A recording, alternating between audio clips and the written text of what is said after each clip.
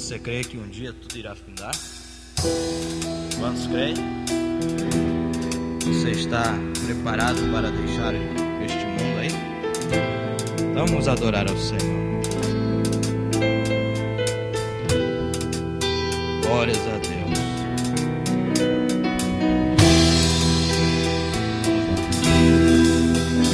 Um dia tudo irá findar. Um dia Jesus voltará. Um dia sim e bastará. Um dia.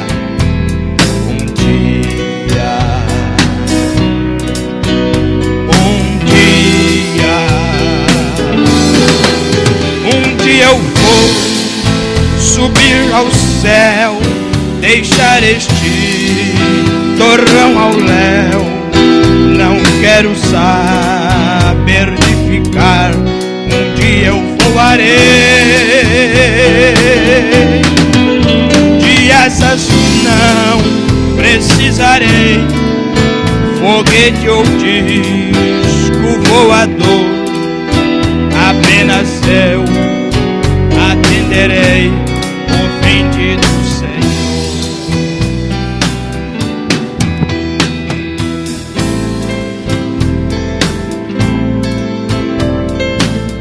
Você sairá algum dia desses daqui? Louvado seja o nome do Senhor. Vamos tentar todos juntos? Diz assim, ó. Um dia irá findar. Um dia Jesus voltará. Um dia Jesus voltará. Um dia sim bastará. Um dia sim e bastará. Que dia glorioso.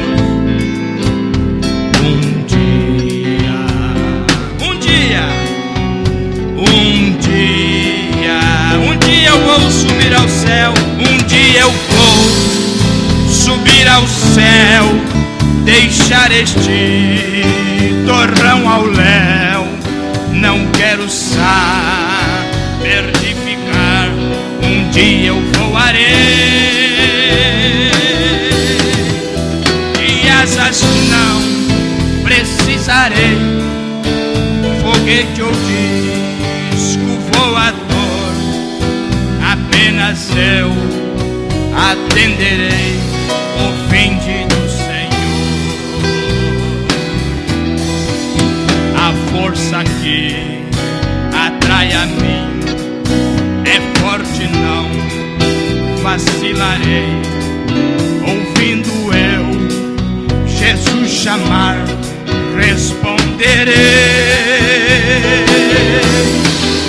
Estou, Senhor, a te louvar. Eu partirei ao doce eterno lar, a casa de meu rei. A gravidade eu vencerei,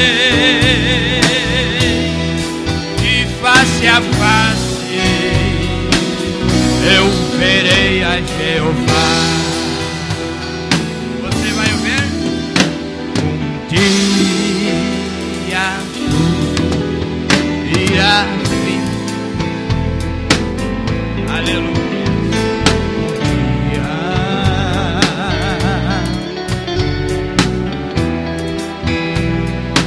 Um dia isto bastará. Um dia sim e bastará. Aleluia.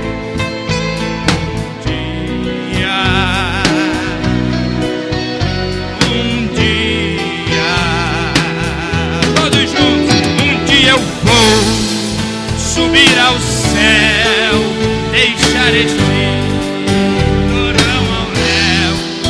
Não quero usar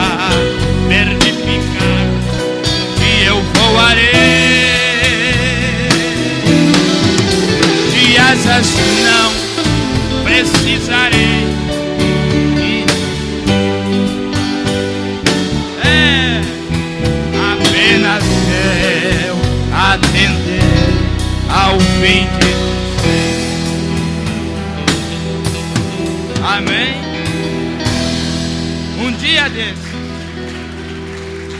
Aleluia. Um dia desses tudo irá findar. Não sei quando, mas sei que um dia desses tudo findará.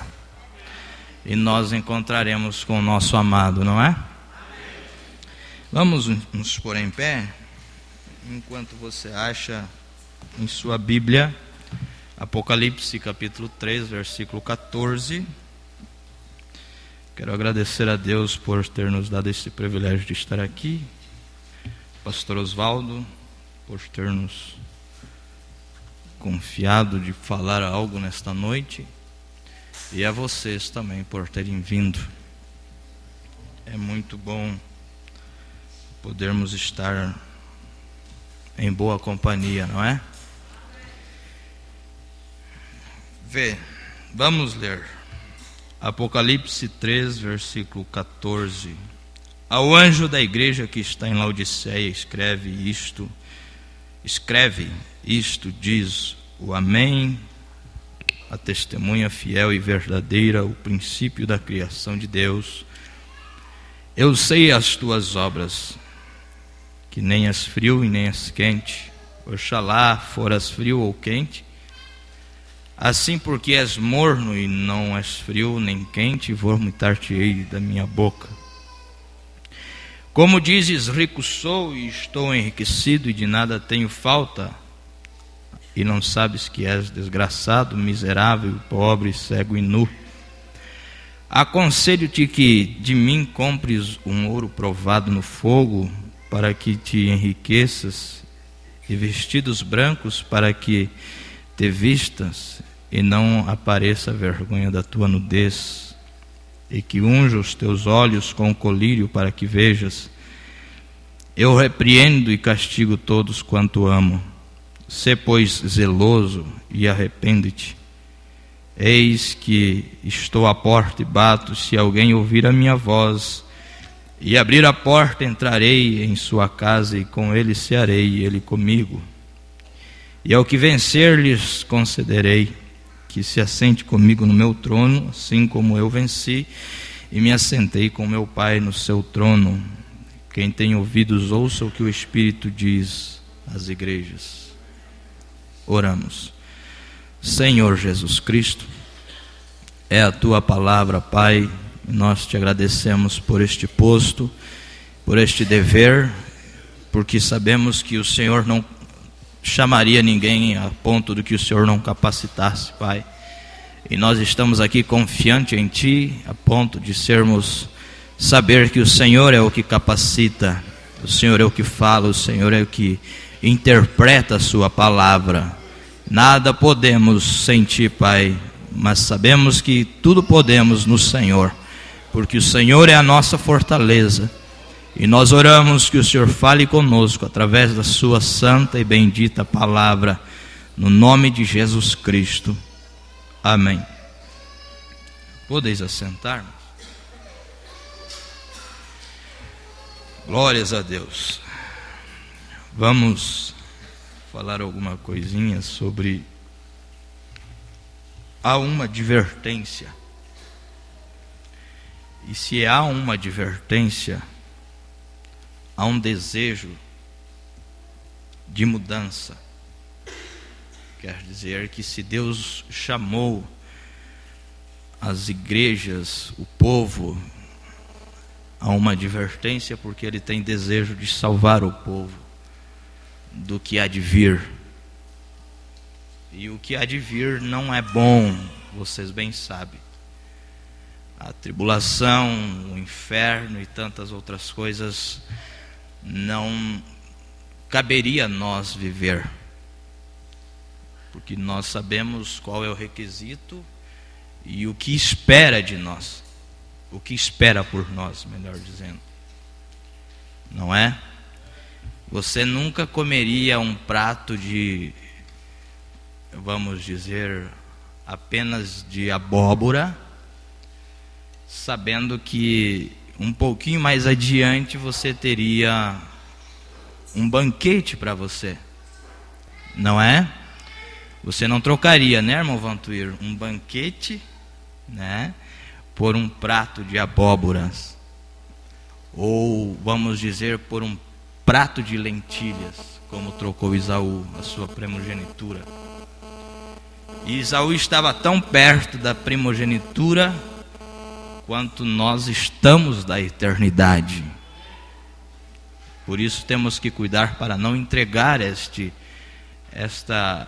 grande segredo que Deus nos deu, esta grande promessa que Deus nos deu por um prato qualquer de prazeres indônios do mundo, mas cuidar atentamente para o que vamos fazer com ele, porque este prato está em nossas mãos, estas promessas estão em nossas mãos. Depende de mim, depende de você, depende de cada um que está aqui esta noite, de saber o que vai fazer com isto.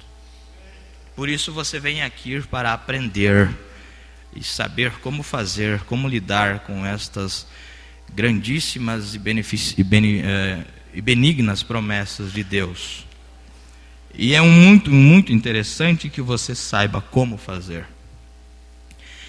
Há uma advertência para a era de Laodiceia. Isto é, para a era de Laodiceia e para o povo que nela vive. Há uma advertência, porque a condição que a era está vivendo não é a condição que Deus quer que o seu povo viva. Então eu quero que você entenda isto. A advertência é para a era de Laodiceia. E Deus não quer que você viva na condição em que a era está se reproduzindo, está vivendo ali fora. A era de Laodiceia, ela é uma... Eu vou citar todas as eras um pouquinho para você. E aí vou mostrar algumas coisinhas e vamos ser rápido, pode ficar tranquilo. Quando se fala de falar em eras, parece que o culto é bem longo, né? Mas é bem rápido aqui o negócio, vamos ser bem objetivo. Veja, eu quero que você observe uma das coisas tão importantes para você saber nesta caminhada, é que cada espírito de determinadas eras passadas estão ajuntadas nesta era de Laodiceia. Por isso a condição da era é pior do que qualquer outra. Vocês estão entendendo? A condição desta era é pior do que qualquer outra era vivida na antiguidade. A primeira era da igreja, ela é chamada era de Éfeso. E a era de Éfeso, o significado dela é visado ou relaxado. Visado e relaxado. Primeiro passo, visado. O que significa uma palavra visado? A palavra visado quer dizer algo desejado. Visado, a pessoa deseja. E era o que as pessoas viviam na era de Éfeso. Elas desejavam viver uma era, um determinado tempo de fé. Mas por causa o determinado espírito que a era produzia, eles se tornavam relaxados e não conseguiam avançar. E o profeta disse que na primeira era e nas demais eras você encontra 4 gerações passadas dentro daquela era. Desde a primeira geração até a última dava muita diferença. Dava muita diferença. A primeira geração zelava pela santidade. A última geração não zelava mais por nada. Apenas vivia uma vida peculiar de crente, de igrejeiro, como poderíamos dizer, pessoas que gostavam de vir à igreja apenas, mas não queriam mais ter aquela conexão com Deus, com o Criador. E então Deus traz uma advertência para aquela era. E para aquele que vencer, Deus traz uma promessa. Lembra disso, cada determinada era há uma advertência. Mas para aquele que vencer nesta determinada era tem uma promessa. E a promessa da era de Laodiceia para a igreja é muito maior do que qualquer outra. Porque para vencer este espírito que está aglomerado na era de Laodiceia, é muito mais pior do que para vencer as outras. O profeta chega a dizer que o diabo concentrou todo o seu poder nesse determinado tempo. E sabe por quê? É porque um dia, a qualquer momento, tudo irá findar. Um dia. E é por isso que nós temos que vencer esses determinados espíritos. A era de Esmirna, o significado dela é amarga. Amarga. Pérgamo, muitos casamentos, onde houve no ano 312 a 606 o casamento da igreja com a política. E ali também no meio do povo houve um casamento da igreja, do povo com o mundo. E assim a coisa vai andando. Era de Tiatira, a palavra Tiatira significa fêmea dominante. Você pode ver que então a igreja toma a forma de domínio e domina todas as coisas, poder tanto eclesiástico como religioso. Mas na era de Sardes, a palavra sardos significa uma era de reforma. Sardes, melhor dizendo, significa uma era de reforma. A palavra sardos, muda o E pelo O, tem um significado, aqueles que escaparam. Então o que significa isso? Quer dizer que aqueles que escaparam das determinadas pressões das eras passadas começam a ter uma reforma na igreja através de Lutero. Traz uma reforma onde vocês conhecem as histórias, que a Bíblia era fechada, ninguém podia ler, apenas missas eram rezadas, quem não se dobrasse ao sistema daquela época católico era morto, e tantas outras coisas nas eras passadas. Mas Deus levanta Martim Lutero com uma mensagem para reformar, trazer de volta aquilo que estava abafado pelo sistema religioso. Então traz o conhecimento de volta ao povo, traz a Bíblia, essa que você tem na sua mão, onde há traduções em várias línguas. A era de Filadélfia quer dizer amor fraternal, amor entre irmãos. Mas a era de Laodiceia quer dizer direito dos povos. Laodiceia tem um duplo significado, e o segundo significado dela quer dizer uma era governada por rebeldes. Por rebeldes, rebeliões e tantas outras coisas. Veja, e se tem uma das coisas mais horríveis, mais terrível de se ver, é um povo rebelde, não é? Deus sempre lidou assim no Antigo Testamento com o povo. O povo sempre se rebelava e Deus tinha que os punir por aquilo. Se você ler o Antigo Testamento, você vai ver isto. Tempo de Israel, quando Israel caminhava pelo deserto, mesmo estando caminhando pelo deserto, veja, Deus provendo tantas coisas para eles, eles ainda achavam uma forma para dizer que Deus não estava cumprindo com o seu objetivo, se rebeliar contra Deus. E a condição que a era está levando o fim, o mundo, é este sentido: rebeliar-se, um povo uma nação rebelde, terrorista em vários lugares, que é incontável quantas quadrilhas existem, são pessoas rebeldes, porque é a condição que a era está predominando nesses dias. Veja, e então Deus dá uma advertência a esta era também. Chama a atenção. E esta atenção, ela deve ser trazida para nós, para mim e para você. Por quê?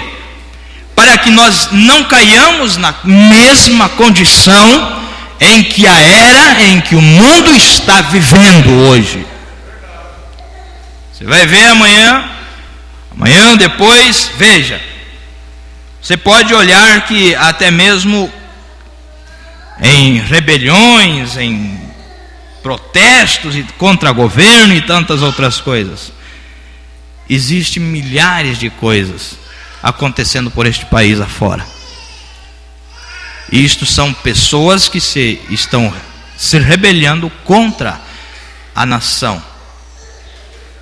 E Deus chama a atenção do povo, da nação, da era, para que a igreja possa olhar e dizer: bom, se for desta maneira, eu não devo estar nesta mesma condição.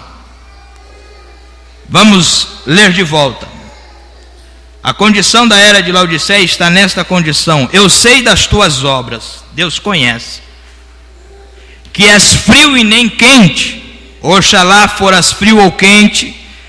Assim, porque és morno, não és frio e nem quente, vomitar-te-ei da minha boca. O que quer dizer isto? Quer dizer que Deus não quer que nós agimos na condição de mornos, mas Ele quer que nós estejamos numa condição de pessoas vivas, pessoas que realmente estão importadas com o que realmente o Criador quer que vivamos. Viver de volta o quê? A era, o fundamento da era de Éfeso. Veja qual foi o fundamento da era de Éfeso visado. Nós devemos estar desejando sempre, nunca de maneira alguma deixamos o relaxamento tomar conta de nossas vidas, porque esse espírito está nesta era, está vivendo nesta era, viveu na era de Éfeso e está vivendo na era de Laodiceia. Vê, aí a advertência lá da era de Éfeso, Deus disse da seguinte maneira. Veja, vamos lá. Eu sei das tuas obras e o teu trabalho, a tua paciência, e não podes sofrer maus. E puseste à prova, anteriormente, o versículo anterior diz: escreve ao anjo da igreja que está em Éfeso, isto diz aquele que tem à sua destra as 7 estrelas e anda no meio dos 7 castiçais. Eu sei das tuas obras, do teu trabalho, da tua paciência, e não podes sofrer maus, e puseste à prova os que disseste ser apóstolos e não são, e tu achaste mentirosos. E sofrestes e tens paciências, e trabalhaste pelo meu nome, e não te cansaste. Tenho, porém, contra ti que deixaste a tua primeira caridade. Tenho, porém, contra ti. Vê que Deus reconheceu as obras deles. Eles estavam lutando, eles tinham paciências, eles estavam colocando à prova aqueles que diziam ser apóstolos, mas eram mentirosos, não eram da descendência do apostolado de Atos capítulo 2, e eles não estavam reconhecendo aquilo. Mas tinha uma coisa que eles estavam deixando o primeiro amor, a primeira caridade. Você quer ver como é fácil você enxergar essas coisas? Quando você aceitou Jesus Cristo, você podia cantar: nada me separa deste amor. Não é? Nada vai tirar Jesus de mim. E de um tempo depois você vai dizendo: sabe que não é fácil a vida. E um pouco você vai dizendo: olha, eu acho que eu vou até parar um pouco por aqui, porque não está fácil. Você está deixando o seu primeiro amor. Você deseja, quantos desejam ir para o céu aqui? Você não pode deixar o seu primeiro amor.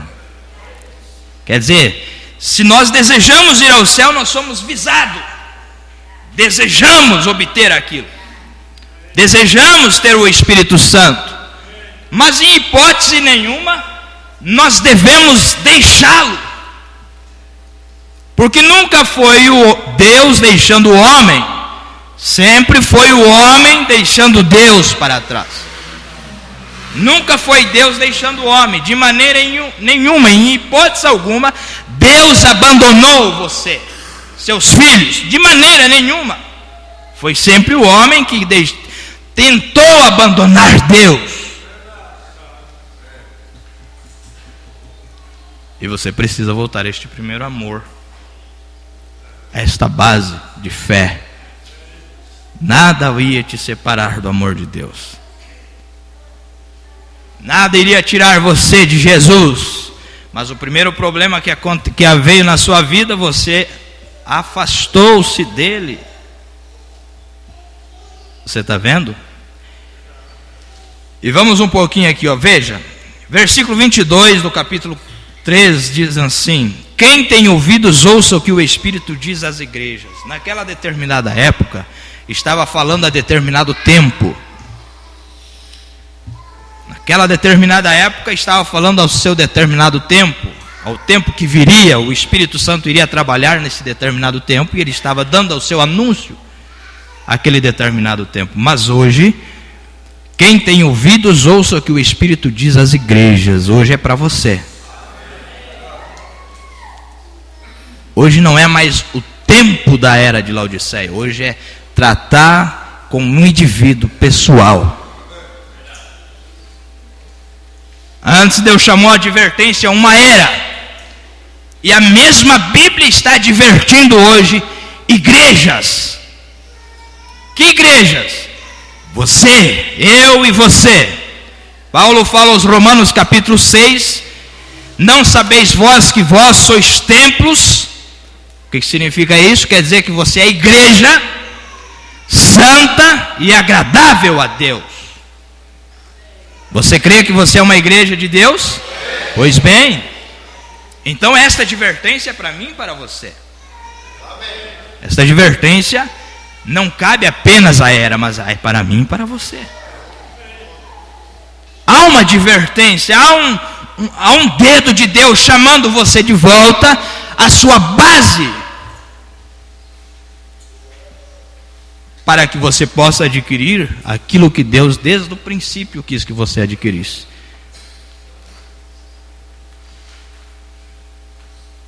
E você precisa disto. Veja, você quer ver o que é fé?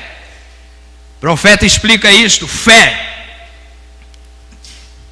O irmão Brana chega a dizer: seria da mesma maneira que se eu estivesse morrendo de fome ali na rua, e eu passasse por você e dissesse para você: dá-me um pão, e você dissesse: eu não tenho um pão, mas vou te dar 25 centavos.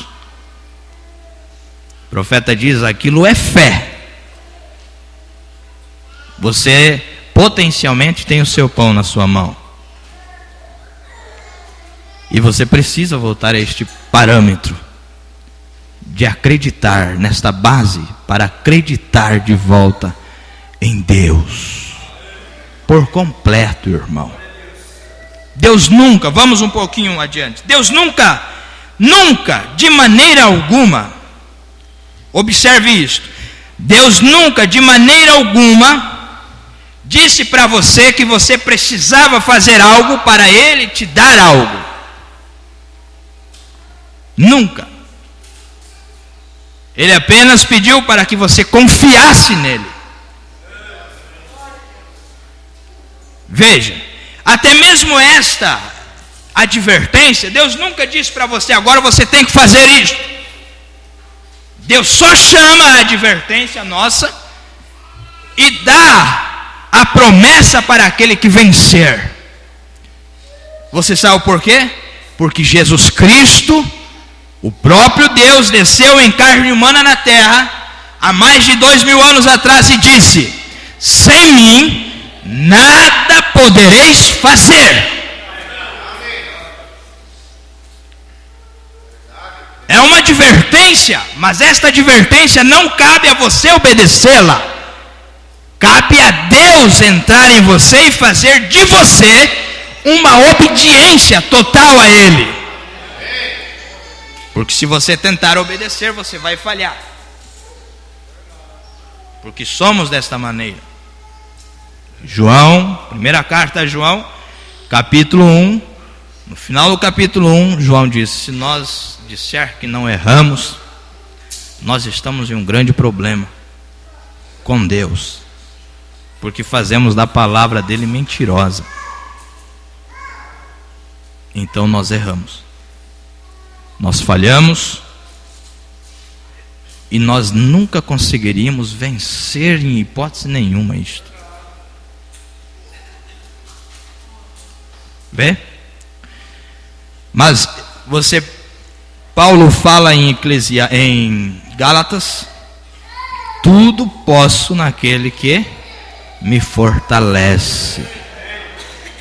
Então você deve buscar algo para ser fortalecido, e este é Deus. Então é doloroso viver nesta era, é doloroso, mas é uma das eras, o profeta diz, é uma da era, de todas as eras, que todos desejaram viver. Porque é a era que mostra, melhor dizendo, ela encaixa-se no rapto. E todos desejariam vê-lo face a face. Mas ela é dolorosa. Tem muita coisa para se vencer. Tem muita coisa. E sem Jesus Cristo você não pode, eu não posso. Nós não podemos. Você não acredita nisso?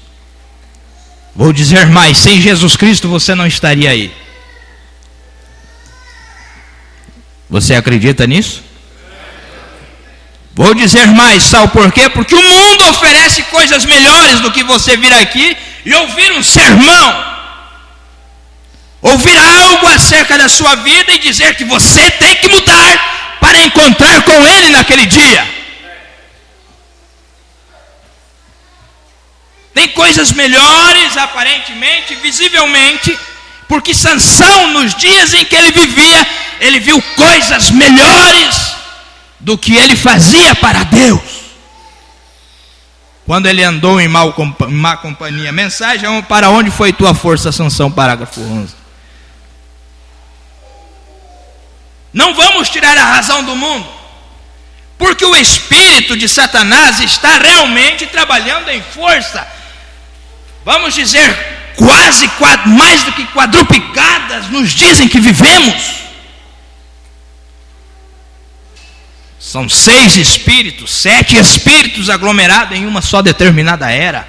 Aonde em Éfeso vivia, o diabo trabalhava de uma maneira. Esmirna, o diabo trabalhava, mudava a sua característica, mas era um pouquinho mais forte, porque aquele espírito que estava na era de Éfeso passava para a de Esmirna com um pouquinho mais de força, e fazia com que o povo tornava-se amargo.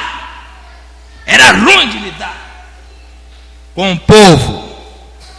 Você já lidou ou já conversou com alguma pessoa amarga? É ruim demais, não é? E assim sucessivamente. A coisa foi andando, a ponto de chegar na era de Laodiceia, e o diabo trabalhar, sabe de que maneira? Deixar o povo morno.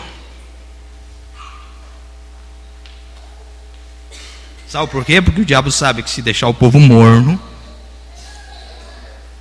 Deus vomita da sua boca. Nenhuma outra característica para esta era seria suficiente para ela. Mas mornidão, irmão, é terrível. É horrível demais algo morno. É horrível demais você tomar um chá morno. É horrível demais você tomar um café morno. É horrível demais Deus aguentar um povo morno. Deus não suporta isso. E por isso Deus colocou a advertência: olha, vamos começar a esquentar. E para esquentar Ele tinha que dar uma promessa. Ele não podia vir apenas com algum ênfase. Ele tinha que dar algo maior. diabo podia oferecer ali fora no mundo, e ele trouxe uma promessa para a sua igreja.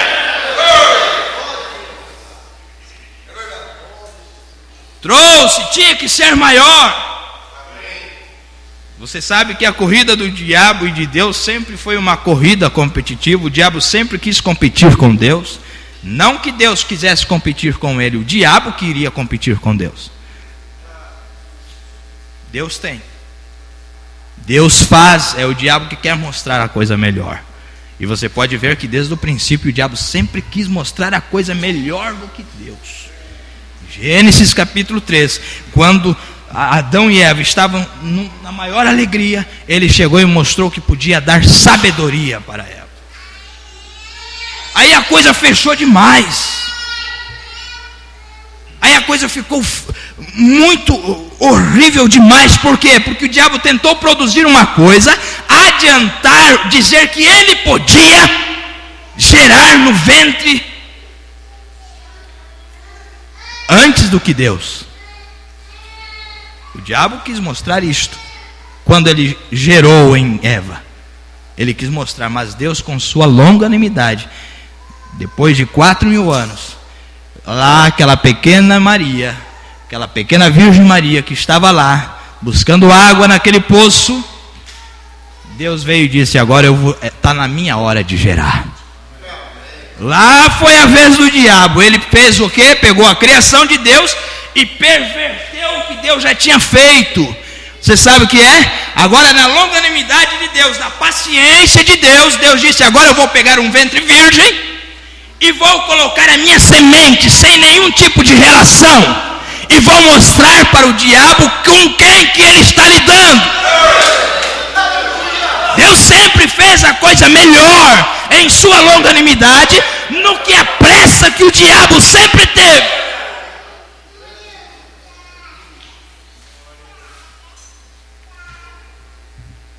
Vê. E Deus sempre vinha advertindo.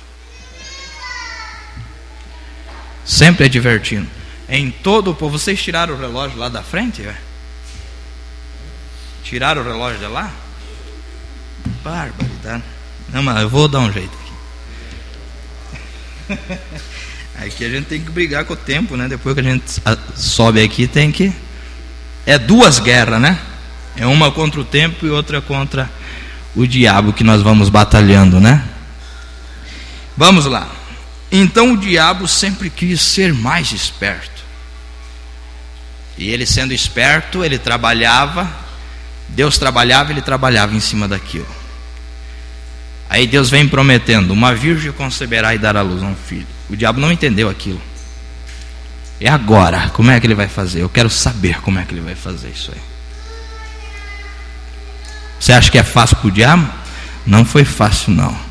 Isaías 9:6, ele disse: agora sabe o que vai acontecer? E o seu nome será Emanuel. Ah, meu Deus, que jeito que ele vai fazer? Satanás sempre quis saber o jeito de que Deus iria trabalhar. Sempre. Por isso que ele sempre fez problema só. Porque ele sempre tentou sair na frente de Deus, e Deus, em sua longanimidade, saía tranquilamente, e o diabo saía atropelando as coisas. Gerou Caim, Caim gerou morte, e a coisa está até hoje assim. Ele começou a fazer o globo de neve, mas ele não conseguiu, até hoje não vai conseguir parar isto. A bola de neve que o diabo fez em Gênesis, até hoje ele não conseguiu parar. E sabe o que é? Ele colocou o pecado em cena, porque o diabo é pecado. E ele colocou os seus atributos em cena. E Deus veio e começou a colocar os seus atributos em cena também. Efésios capítulo 6, o profeta diz, na mensagem tomando toda a armadura de Deus, o diabo vem trocando cada dia, dia após dia, suas formas, suas táticas de fazer. E Deus continua sempre da mesma maneira. Que maneira, pastor? Tomando o seu povo e os colocando em sua palavra. E o diabo troca todos os dias, e Deus continua colocando o seu povo a cada passo que dá em sua palavra. Há um grande problema, e o diabo não vai conseguir parar o fim das coisas agora. O fim do mundo está aí, o fim de todo esse sistema vai acabar, que vai acabar algum dia desse, vai terminar. Não tem mais jeito de segurar. E eu digo para você, irmão, irmã, visitante, não há mais outra forma de escape a não ser ouvir a advertência de Deus e tomar a sua promessa para você nesta noite. Não há outra maneira. Não tem uma outra via de escape. Não vai ter asas para você voar, não vai ter discos voadores, não vai ter cavernas e rochas para você se esconder. Há só um lugar para você estar, isto é em Cristo.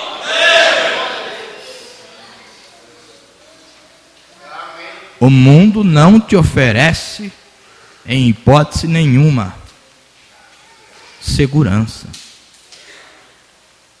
E há uma advertência. E esta advertência vai acabar quando todas estas coisas aqui terminar. Enquanto estiver um filho de Deus aqui, Deus ainda está advertindo o seu povo. E o profeta chega a dizer: Deus nunca chama o homem a juízo sem antes o advertir. Deus nunca chama. Talvez você veja esta noite aqui e não sabe por quê. Deus está te chamando a advertência. Ele vai te chamar a juízo algum dia desses. Senão você não estaria aqui. Aqui é um lugar, o profeta diz nessa última mensagem que vocês receberam, esta igreja aqui não é um lugar de entretenimento, não. Nós não viemos aqui para nos entreter e ter mais alguma coisa a fazer no nosso dia, não. Deus te chamou hoje aqui para te advertir que Ele está voltando e Ele quer que você esteja preparado para que quando Ele vier, você possa ir aonde Ele estiver também. É para isso que Ele te chamou aqui esta noite. Não chamou aqui para mostrar quem é melhor no jogo de bilhar, não. Não chamou aqui para mostrar quem é o melhor pregador da noite, não. Ele não chamou você aqui para ver quem era o melhor cantor, qual era o músico que iria tocar melhor, não. Ele chamou cada um de nós aqui para advertir, antes que o juízo caia sobre esta terra.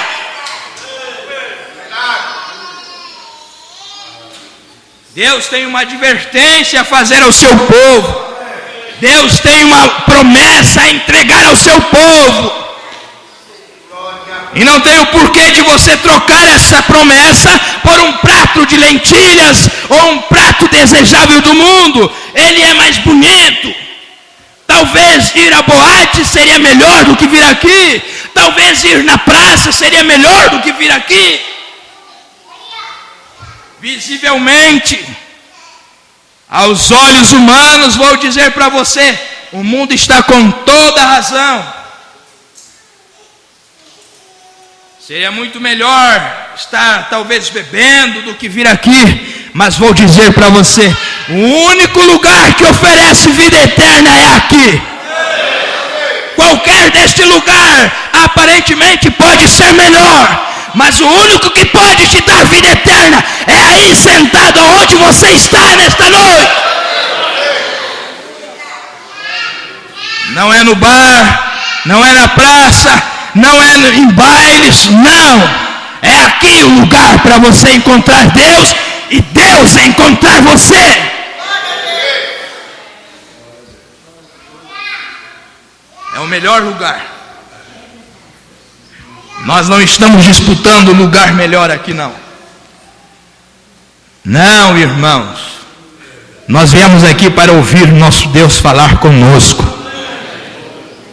Nós viemos aqui para ouvi-lo dizer aquilo que é necessário para herdar a vida eterna.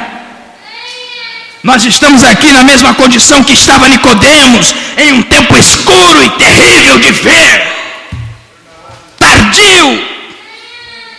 Mas estamos aqui e queremos saber, bom mestre, o que devemos fazer para herdar a vida eterna. O que é necessário? O profeta diz: ninguém entendeu, Nicodemos.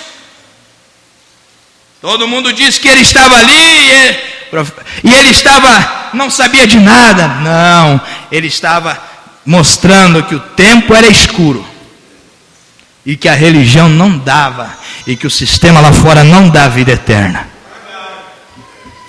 Há só um lugar, e ele reconheceu e foi naquele tempo tardio. Há só um lugar, e você reconheceu e veio nesse tempo tardio de sombras que estamos vivendo, onde o mundo está se rebelando contra governos e tantas outras coisas. A noiva de Cristo está se reunindo para algum dia desses sair e ir ao encontro de Deus. Onde a era está proporcionando uma rebelião ali fora, a noiva está se reunindo numa só fé para encontrar-se com o seu Criador. Nós não somos deste mundo, irmãos. Estamos neste mundo. Vivemos aqui, mas não somos daqui. Não devemos estar agindo da maneira que o mundo age, em hipótese nenhuma.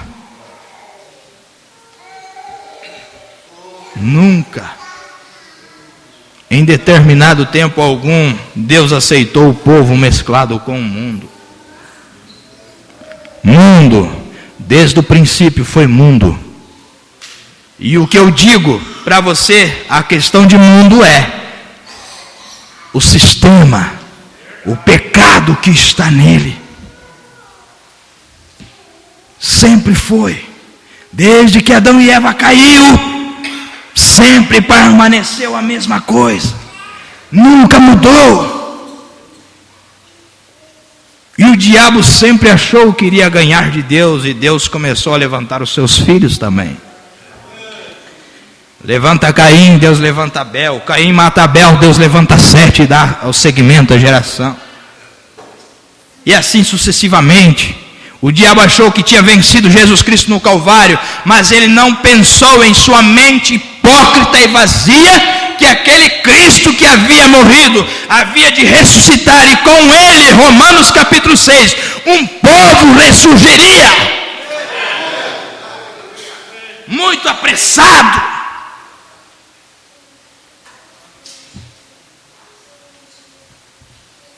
A pressa de Satanás foi demais, a ponto de que ele não viu que, quando Jesus Cristo havia de ressuscitar, um povo sairia junto com ele. Muito apressado, não é? Demais. Na era de Esmirna, o profeta diz: nós nunca devemos ir à frente da palavra, em hipótese alguma, em determinado tempo algum. Nunca saia na frente da palavra, fique sempre atrás dela, permaneça atrás da palavra de Deus, porque aonde a palavra ir, você irá. E passarão os céus e a terra, mas estas palavras aqui não hão de passar, elas vão permanecer de pé. E se esta palavra aqui permanece de pé, você permanecerá de pé.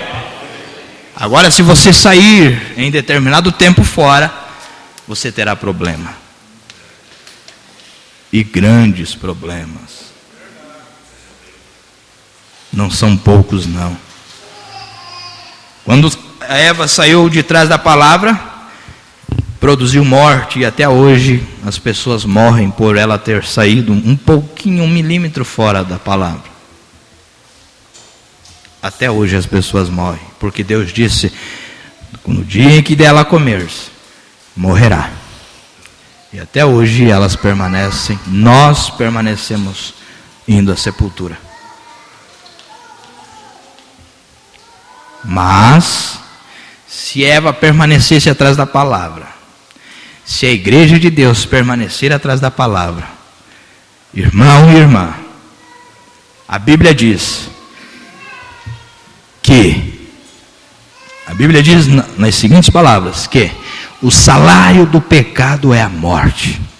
Se nós sairmos de trás e nos desviarmos em alguns segundos, certamente morreremos. Mas se permanecermos atrás dela e não sairmos em em hipótese algum, para pecar conforme o mundo está descendendo, nós viveremos. Sabe por quê? Porque Ele vive. Isso que disse Jesus: porque eu vivo, vós vivereis. E Ele é a palavra manifestada hoje através do seu Espírito Santo. Se você se manter atrás do Espírito Santo, você só tem uma coisa a acontecer com sua vida: você terá vida e vida em abundância. Nunca morrerá. Por quê? Porque você passou da morte para a vida. Mas, se você sair, você está em problema. Que problema, pastor? Morte. É uma advertência. É uma mensagem um pouco áspera demais, mas é uma advertência. Deus sempre adverte seus filhos. Versículo 19: eu repreendo e castigo todos o quanto eu amo. Você crê que Deus te ama? Literalmente? Quantos creem que Deus ama? Deus ama você, tem certeza? Então pode ter certeza. Ele repreende você. Ele repreende a mim, repreende cada um de nós. Ele castiga nós. E sabe por que Ele faz isso?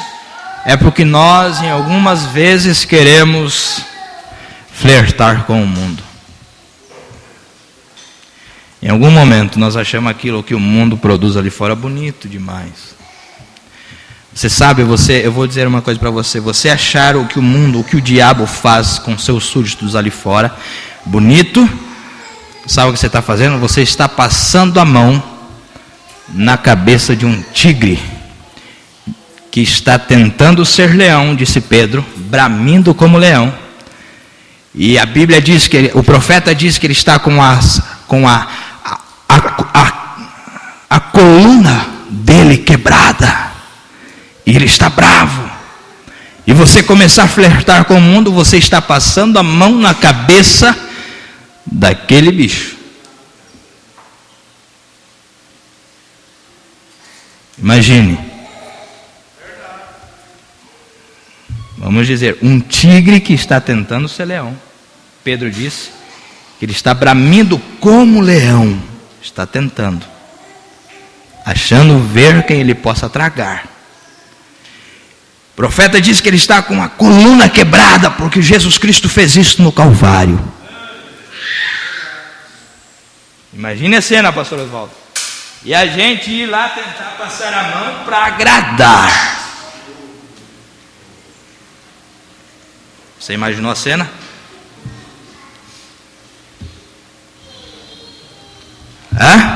Quando nós começamos, qualquer um de nós começar a flertar com as coisas do mundo, amar as coisas do mundo, nós estamos nessa condição.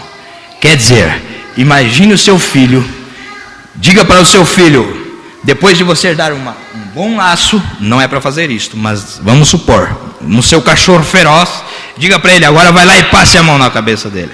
Olha, vai ter problema aí. Bom, se você tiver coragem de fazer com seu filho isto, você vai ter problema. Você vai ter uma mão arrancada, um braço cortado, e assim sucessivamente. E assim é o diabo. E Deus não está mandando ninguém passar a mão na cabeça do diabo, não. Deus está mandando nós santificar. A ordenança de Deus é santificai-vos. Santificai-vos, porque a qualquer momento vamos atravessar esse Jordão. Vamos, é tempo de santificar. Não está dizendo para agradar ninguém, não. Deus não está dizendo para você agradar o diabo, não. Deus está dizendo para você santificar. Deus está dizendo, moça, rapaz, amigos que estão nos visitando, para você aceitá-lo como único suficiente Salvador, porque o diabo está bramindo e ele vai tragar. E Deus quer que nós nos santificamos para que a nossa santificação atrapalhe do diabo poder ver nós. O diabo não quer, Deus não quer, melhor dizendo, que o diabo veja nós e fique nos cobiçando, não. Deus quer que nós sejamos adiantes, brilhantes demais. Imagine você, fique você olhando para esta luz para ver o que vai acontecer com a sua visão. Olhe de perto para uma lâmpada de 200 volts, para você ver o que acontece com sua visão. Você cega naquele mesmo momento, e é isso que Deus quer que aconteça com o diabo, que quando ele olhar para você, ele fique cegado por aquele momento, ele caia por terra da mesma maneira, porque eu venci, vós também vencerei, porque estarei convosco e até mesmo em vós. É isso que Deus quer, estar em nós.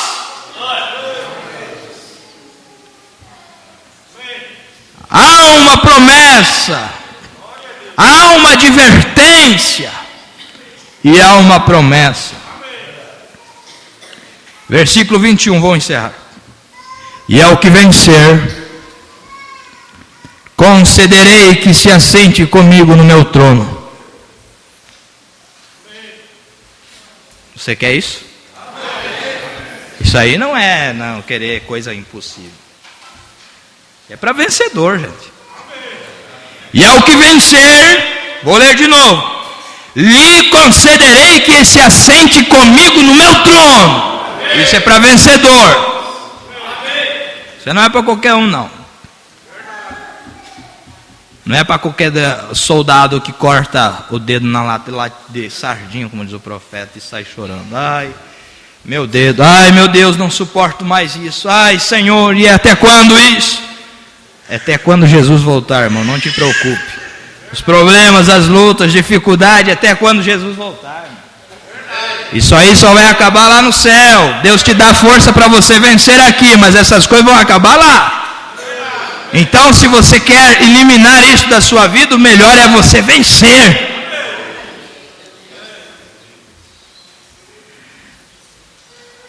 Que se assente comigo no meu trono, assim como eu venci e me assentei com meu Pai no meu trono.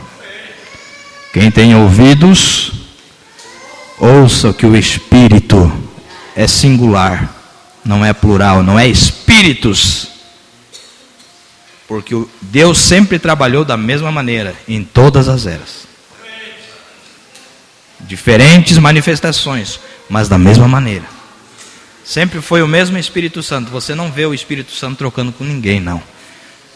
Você vê o diabo trocando formas, matando cristãos. Você vai ver o diabo levantando doutrinas nicolaítas. Você vai ver o diabo levantando isso, levantando aquilo, levantando tudo. Mas Deus permanece ali, no meio dos 7 castiçais, no meio da sua igreja. Deus permanece da mesma maneira. O diabo pode mudar a forma de querer te derrubar, mas Deus permanece com o mesmo Espírito Santo de Atos capítulo 2, o mesmo,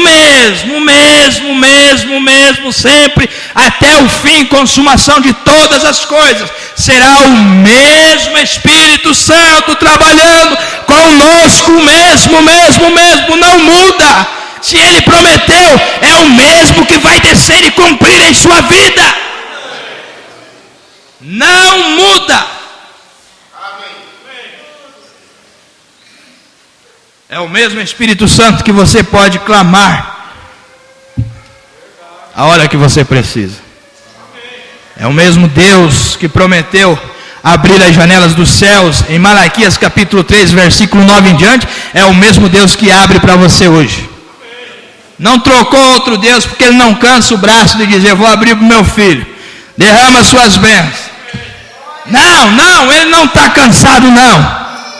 Ele não cansa, porque Ele é eterno. É o mesmo Deus que levantou você do pecado. É o mesmo que está levantando pessoas nesta noite também. O mesmo Deus que deu uma bênção lá no Antigo Testamento é o mesmo que está dando a bênção para você nesta noite. O mesmo Deus que deu pão para o povo de Israel comer no deserto é o mesmo que trouxe para você nesta noite comer. É o mesmo Deus. Ele disse: eu sou Deus e não mudo. É o mesmo. Em Hebreus 13, versículo 8, ele diz: ele é o mesmo ontem, hoje e eternamente. Não vai mudar. Você sabe? Você está na condição que Jó estava. É o mesmo Deus que levantou Jó das cinzas que levanta você. É o mesmo. Não muda. O diabo muda a sua forma de agir. Deus permanece o mesmo. Por quê? Porque o seu povo precisa saber que Ele é Deus. Você imagine como seria você crer num Deus que hoje trabalha assim e amanhã trabalha de outra maneira. Você vai achar Ele aonde? Hoje Ele salva pelo sangue, amanhã não sei como é que Ele vai salvar. Imagine você. Aí o profeta diz: não, Ele não é assim não. Se Ele salvou você através do sangue, amanhã o seu irmão que vai levantar vai ser através do sangue também. Se Ele curou você à base do Calvário, o outro teu irmão vai ser curado da mesma maneira, à base do Calvário. Não vai mudar, irmão. Creia na sua promessa. Vou fazer a mesma pergunta que eu fiz para a minha igreja. É um pouco assustador, mas é boa. O que é melhor, irmão Milton?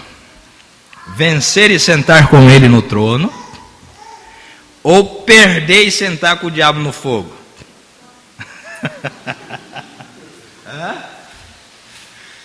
O que é melhor? Entregar e dizer: não aguento mais agora. Bom, se não vencer, vai sentar no fogo.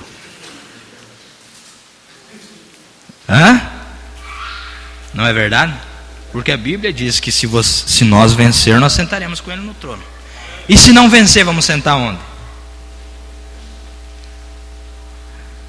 Nós temos que pensar nisso aí também, ué. E agora, se eu não vencer, como é que vai a coisa? Se vencer, senta com Ele no trono. Não tem outro trono, então é o seguinte: vai ter que sentar no fogo. E aí, como é que fica? Então o que é melhor para nós? Vencer. Amém, irmãos? Louvado seja Deus. Melhor é vencer, porque para o vencedor tem um lugar garantido e muito sublime, muito maravilhoso esperando. Não é verdade? Deus abençoe vocês. Em nome de Jesus Cristo, era isto. Aleluia. Vamos